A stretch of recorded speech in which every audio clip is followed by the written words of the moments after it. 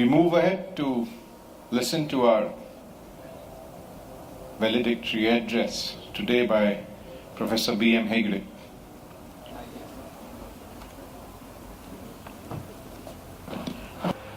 I remember what Mark Twain once said.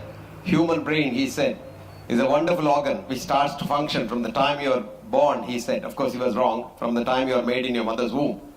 Only to stop when you stand before a distinguished audience to speak. So from now on, I'll speak from my spinal level. So education is really trying to bring the best out of man. And what is yoga? Yoga is not asana. Yoga is not pranayama. Yoga is also a kind of bringing the best out of you.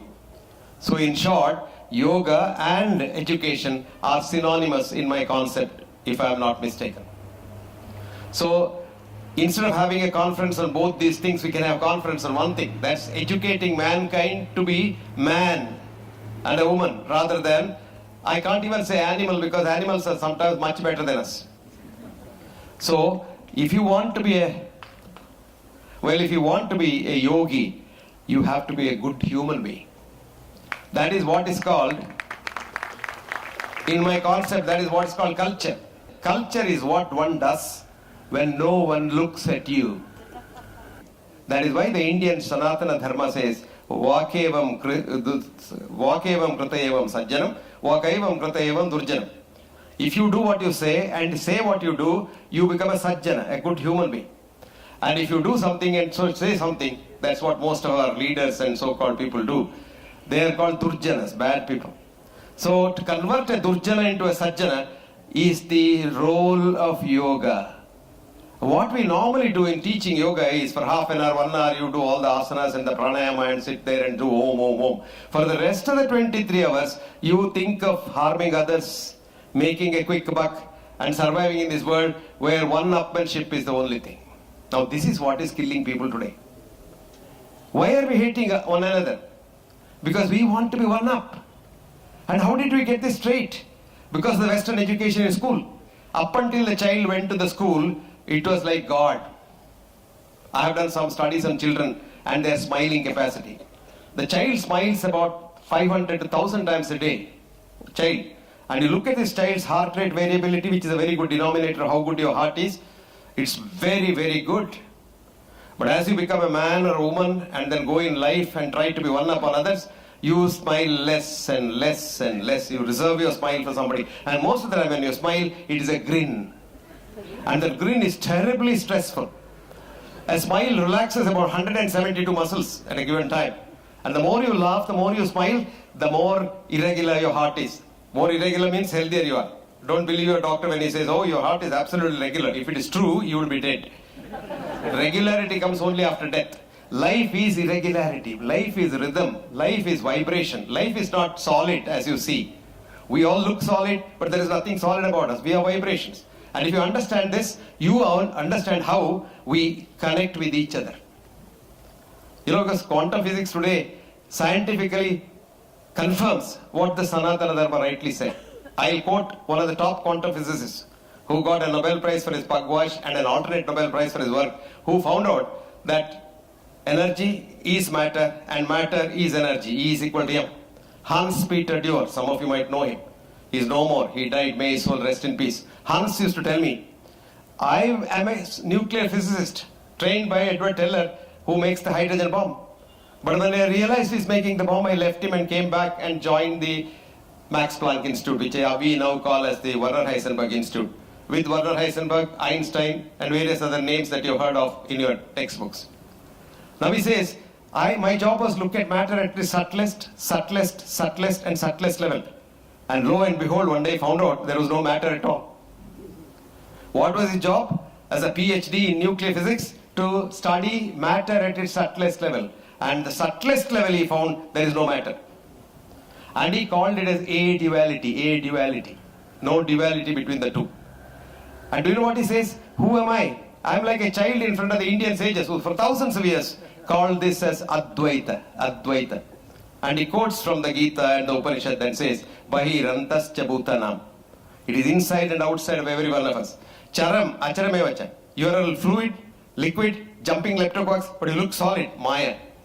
Sukshmavate tavidnayam. It is so subtle that nobody can see it. Durastam, when you don't know, you don't know. Cha, aniketa cha tat, when you know it's inside you. And that is where the Sanatana Dharma, which is not a religion, mark you, it's not a religion at all. The religion connotation was given by the West to divide us. Up until the West came here, up until probably 1857 Meerut riots, we didn't know who a Muslim is, who a Christian is, who a Hindu is. We are all one, brothers and sisters. After that we started because they said, look, you're not going to be together. That's where hatred started. Now hatred, as a cardiologist I'm telling you, is the biggest cause of heart attacks and not eating cholesterol. Even the American government now has done a U-turn. They say cholesterol is a friend, not an enemy. Eat as much as you want. Fry your things in lard and not in polyunsaturated refined oils. Eat as many eggs as you want. I have been saying this for 45 years and getting beaten up by them.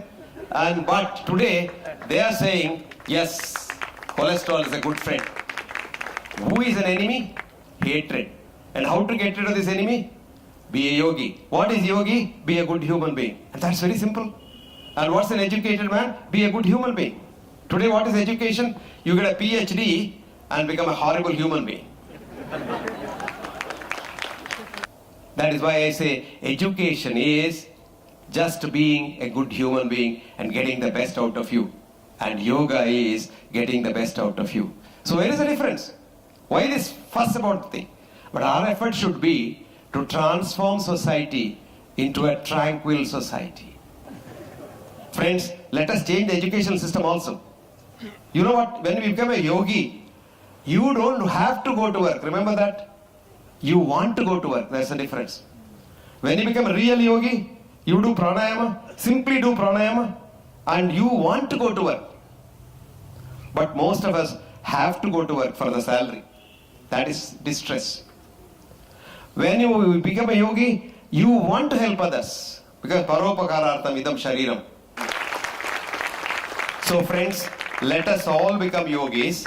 Automatically you spread that radiation. Because quantum physics now says, your good leptoquarks jump onto others.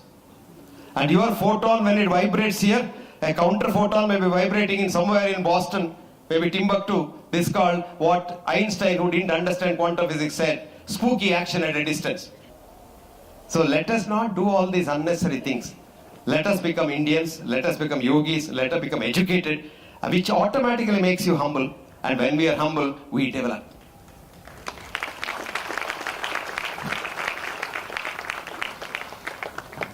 I have talked about so many things which probably are not relevant to what you thought I would speak about. But unfortunately this happens by calling asses like me. You don't expect to get what you want to get. But I thought I am here to give you a cafeteria approach. The camp approach is everybody gets, say, bread and or jam or something like that in the morning. But in a cafeteria approach, I want idli, I want dosa, I want something, you get it. So I thought I am giving you a cafeteria approach of telling you what yoga is all about, because I myself have to understand a lot about yoga, though I've been doing it for long. But let me tell you something as a doctor, on my own self. I have been able to treat some of the horrible diseases just by what I call as quantum healing, or just becoming tranquil. Tranquil. And when you become very tranquil, you know that meditative state, you don't know, you get enormous power. Yoga and true education gives you insight beyond eyesight. What we need today for mankind is internal development. We have to do internal development of human cells, and that can be done according to our Sanatana Dharma through yoga and a proper education. And may this Kaivalya Dhama's spirit started by Guruji go on till the sun and the moon shine on the planet, and may it attract. So friends, let us be one family, family of mankind. Let us have one religion, religion of love, and let's have one science, the science of yoga, and let's have one education of transforming yourself. Thank you very much.